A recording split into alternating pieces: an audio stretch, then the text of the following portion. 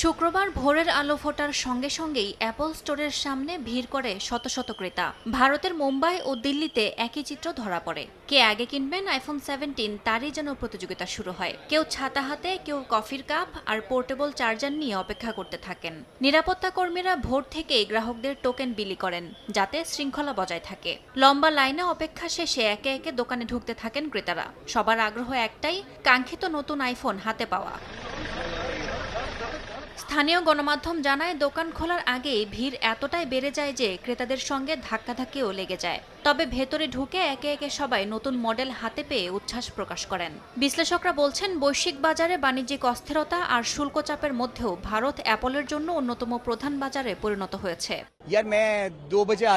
রাত 2টা থেকেই স্টোরের বাইরে অপেক্ষা করছি। যদিও ফোনটি আগে থেকেই প্রি বুক করেছিলাম, তবুও অ্যাপেলের প্রতি ভালোবাসা থেকেই দীর্ঘ সময় লাইনে দাঁড়িয়ে আছি।